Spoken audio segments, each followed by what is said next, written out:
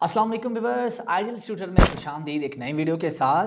आज हम जानेंगे कि प्रोजेक्ट्स पे बिड किस तरह करते हैं और डिफरेंट प्रोजेक्ट्स जो फ्रीलांस मार्केट प्लेसेस पे आ रहे होते हैं उनके ऊपर किस तरह से हम ऑफ़र प्लेस करते हैं, बिड या प्रपोज़ल सेंड करते हैं और उनमें से कौन से ऐसे पॉइंट्स हैं जिनका ख्याल रखना है हमने जब हम बिड कर रहे होते हैं किसी भी फ्रीलांस मार्केट प्लेसेस पे। देखें, सबसे पहली बात तो ये है कि जितने भी फ्रीलांस मार्केट प्लेसेस हैं, चाहे वो फाइवर है, अपवर्क है, गुरु डॉट कॉम है, फ्रीलांसर डॉट कॉम है, जितने भी प्लेटफॉर्म्स हैं इन सब पे definitely way of winning the project different है, एक जैसा नहीं है। हमने बाज़ दफ़ा ये देखना है कि कौन सी वेबसाइट्स ऐसी हैं जिनमें प्रोजेक्ट्स आ रहे होते हैं और हम लोग उसके ऊपर अप्लाई करते हैं, जिसे हम बिड कहते हैं। और इसके अलावा हम ये देखना है कि कौन से ऐसे फ्रीलांस मार्केट प्लेसेस हैं जिनके ऊपर प्रोफाइल बना देनी है और फिर उसके बाद क्लाइंट हमारी प्रोफाइल को देख के हमें अप्रोच करेगा, हमें बिड करने की ज़रूरत नहीं है। तो ऐसे दो डिफरेंट स्टाइल्स में या ट्रेडिशंस में जो है वो फ्रीलांस मार्केट प्लेसेस काम कर रहे होते हैं। डेफिनेटली इसको भी हम एक कमिंग एक वीडियो लेक्चर में इसको कवर अप करेंगे, traditional and non traditional freelance market places के बारे में। यहाँ पे जो आज का हमारा टॉपिक है वो ये है कि जब हम फ्रीलांस मार्केट प्लेसेस पे बिड कर रहे होते हैं, बिड प्रपोजल लिख रहे होते हैं, तो उनके लिए हमें कौन से पॉइंट्स माइंड में रखना है ताकि हम अच्छी सी बिड कर सकें और प्रोजेक्ट विन कर सकें। आज का जो हमारा टॉपिक है वो the points to be considered while placing a bid. हम बिड प्लेस करते हुए कौन से पॉइंट्स को माइंड में रखेंगे ताकि हमारी बिड जो है वो एक प्रोजेक्ट विनिंग बिड बने और हमारा जो एक प्रपोजल राइटिंग है वो सक्सेसफुल रहे। नंबर वन, देखिए, हमें सबसे पहली बात का जो ख्याल रखना है वो ये है कि हमने हर प्रोजेक्ट पे बिड नहीं करा। डोंट बिड और send a proposal to every project. हर प्रोजेक्ट पे बिड नहीं करा। मैं ग्राफिक डिज़ाइनर हूँ और मुझे लोगो डिज़ाइन वाले प्रोजेक्ट पे बिड करनी है। मुझे वेबसाइट डेवलपमेंट भी आती है, मैं वेबसाइट डेवलपमेंट के प्रोजेक्ट पे भी बिड करूँगा। आर्टिफिशियल इंटेलिजेंस का कोई प्रोजेक्ट निकलता है, एआई चैटबॉट बनाना है, मैं उस पर भी बिड करूँगा। वर्चुअल असिस्टेंट की जॉब है, वर्चुअल असिस्टेंट का प्रोजेक्ट है, मैं उस पर भी बिड करूँगा। तो बुक कीपिंग का है या उसमें मैं कोई अकाउंटिंग सर्विस देना चाह रहा हूँ तो उस पर भी मैं बिड करूँगा। अगर आपने इस तरह का कॉन्सेप्ट लेकर आए या आपने बिडिंग या प्रपोजल्स मल्टीपल प्रोजेक्ट्स पे एट अ टाइम कर दिए हुए, तो याद रखिए कि एज अ इंडिविजुअल फ्रीलांसर आपके लिए फ़ायदा नहीं है, आपको नुकसान है इसमें।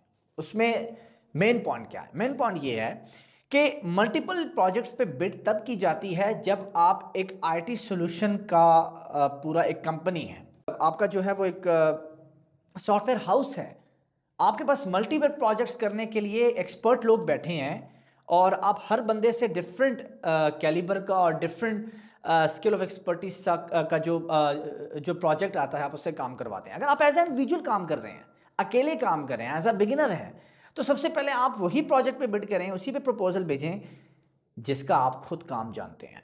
किसी का काम उठाए नहीं फिलहाल, जब तक आप अपने काम में प्रॉपरली फ्रीलांस के अंदर मर्ज ना हो जाए। तो कोशिश करें ज़्यादा प्रोजेक्ट्स पे बिड ना करें, जब भी बिड करें टू द पॉइंट और आपकी स्किल सेट मैच करती हो उस बिड से रिलेटेड। तो ये था हमारा फर्स्ट पॉइंट कि जब हम इस तरह से करेंगे कि हर प्रोजेक्ट्स पे बिड करेंगे तो डेफिनेटली हमारा जो प्रपोजल राइटिंग है वो चीप समझा जाएगा, यानी वो इतना अच्छा नहीं समझा जाएगा, उसको क्लाइंट जो है वो घटिया समझ के छोड़ देगा। नंबर टू, जब भी हम प्रपोजल लिखते हैं डेफिनेटली हम किसी प्रोजेक्ट को देखते हुए उसका प्रपोजल लिखते हैं, तो सबसे पहले हमें प्रोजेक्ट की डिटेल्स को बड़ा कीनली पढ़ना है। हमने डिटेल में रीड करना है और स्टडी करना है कि प्रोजेक्ट की डिटेल्स क्या हैं। और डेफिनेटली जारी सी बात है, जब हम डिटेल्स नहीं समझेंगे, मैं बिड में क्या लिखूंगा, मैं प्रपोजल में क्या लिखूंगा, मैं बजट क्या सेट करूंगा, मैं टाइम फ्रेम क्या सेट करूंगा, ऑल ईच एंड एवरीथिंग जो बिड के अंदर या प्रपोजल के अंदर लिखी जाती है वो तभी पॉसिबल है जब आप एक कंप्लीटली प्रोजेक्ट को समझ लेते हैं। तो प्रोजेक्ट को कंप्लीट समझें, स्टडी करें, उसने क्लाइंट ने क्या पूछा है उससे रिलेटेड आप फिर प्रपोजल राइट करें। ये हो गए दो पॉइंट।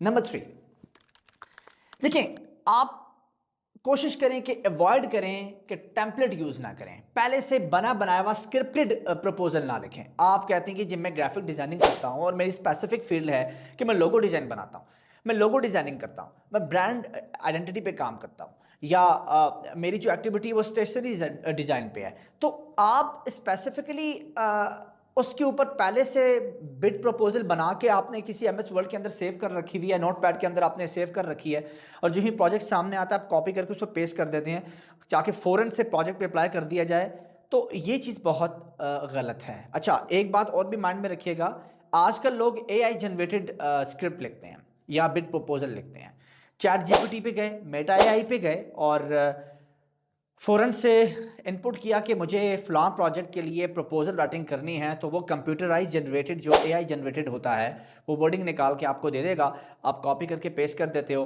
क्लाइंट को ये पता है या क्लाइंट को ये पता है कि आपने जो प्रपोजल राइट किया है ये एआई जनरेटेड है। जी, आप कोशिश करें एआई जनरेटेड या स्क्रिप्टेड पहले से बना हुआ कोई भी प्रपोजल राइट ना करें, बल्कि आप खुद प्रोजेक्ट बनाएं। इसी से रिलेटेड कनेक्टेड चौथा पॉइंट पे आते हैं।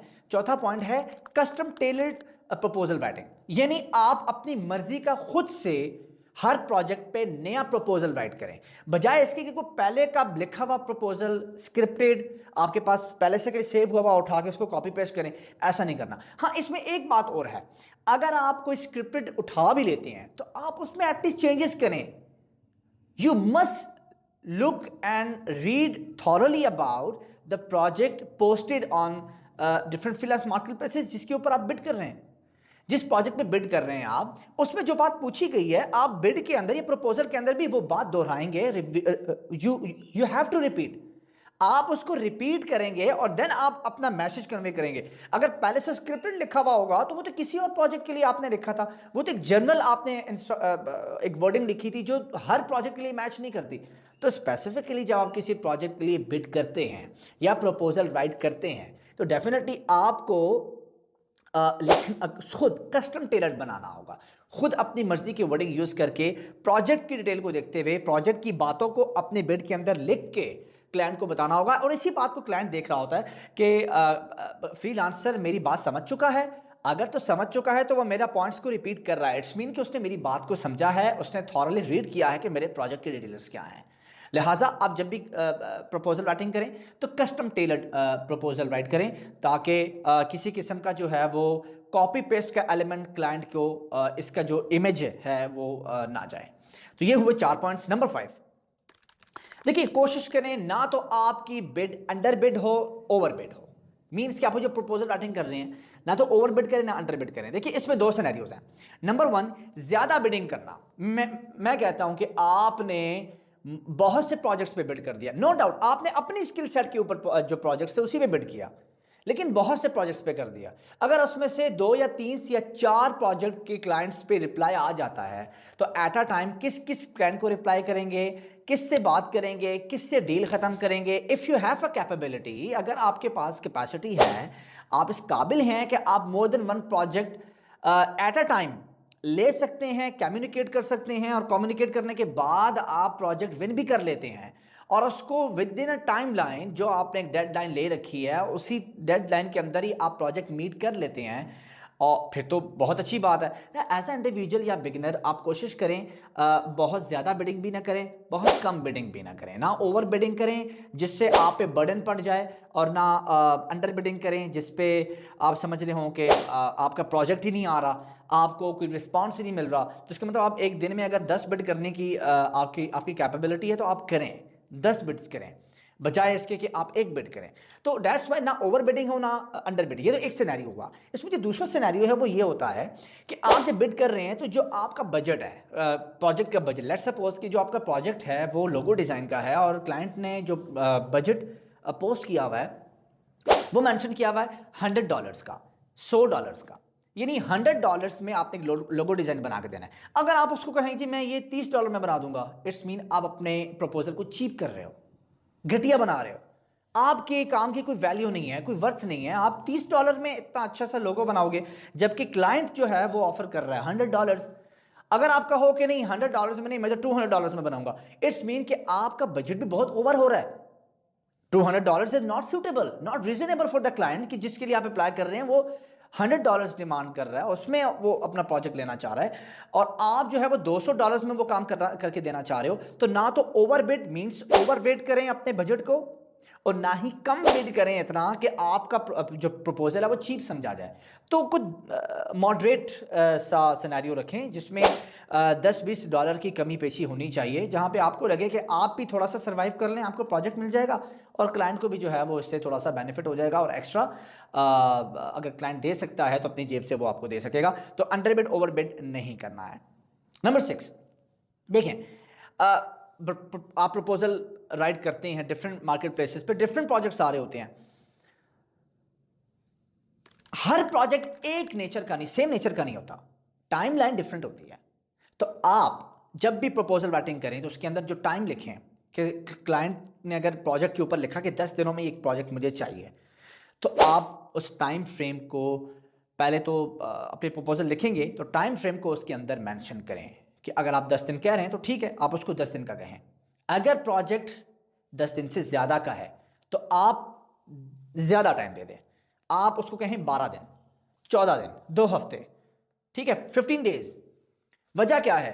क्लाइंट इस बात पे डिसएग्री नहीं होता कि आप प्रोजेक्ट का ज़्यादा टाइम ले रहे हैं, बनिस्बत इसके कि आप क्वालिटी नहीं दे रहे।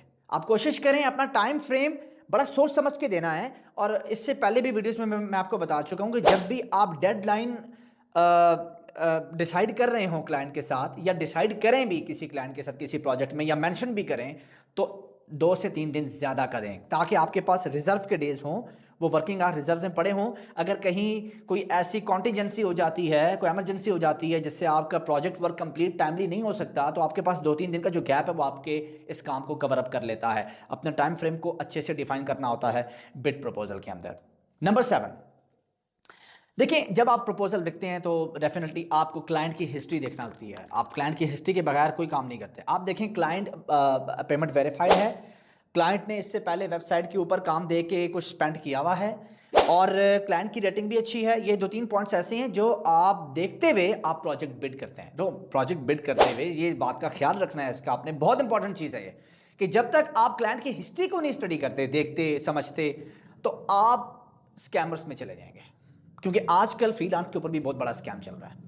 पेमेंट वेरीफाइड होकर भी बहुत बड़ा स्कैम होता है। कोशिश करें जब भी किसी प्रोजेक्ट पे अप्लाई कर रहे हो तो जिस बंदे ने प्रोजेक्ट पोस्ट किया है, जिसका प्रोजेक्ट है, आप उस क्लाइंट के हिस्ट्री को देखें, उसने कितने प्रोजेक्ट्स पहले किसी से करवाए हुए हैं, क्या रेटिंग दी हुई है, और कोई पेमेंट की हुई है, और पेमेंट वेरीफाइड है या नहीं। ये बहुत इंपॉर्टेंट एलिमेंट है। Last but not the least, number 8 point जो है वो बहुत ज़रूरी है, और वो ये है कि जब आप बिड लिख चुके हों, अपनी सारी अपनी जो प्रपोजल जब आप राइट कर चुके हों, तो एंड पे आप एक दफ़ा ज़रूर उसको रिव्यू करें। आपने शुरू कैसे किया, स्टार्ट में क्या बात की, बॉडी में क्या लिखा, सैल्यूट कैसे किया, और जो आपका क्लोजर है, क्लोजिंग कैसी की आपने प्रोजेक्ट की, और किस तरह से आपने अपना पूरा प्रपोजल राइट किया, एक दफ़ा रिव्यू करना भी बहुत ज़्यादा इंपॉर्टेंट है। जी जनाब, ये 8 पॉइंट्स इतने ज़रूरी हैं। अगर आपको प्रोजेक्ट विन करना है तो आपको प्रपोजल राइटिंग में इन 8 पॉइंट्स का बहुत ही ख्याल रखना होगा। दोस्तों, अगर वीडियो पसंद आई है, लाइक, शेयर और सब्सक्राइब कीजिएगा। नए हैं तो सब्सक्राइब भी कीजिएगा, और इंशाल्लाह नेक्स्ट वीडियो में नेक्स्ट टॉपिक के साथ मिलेंगे। तब तक के लिए अल्लाह हाफ़िज़।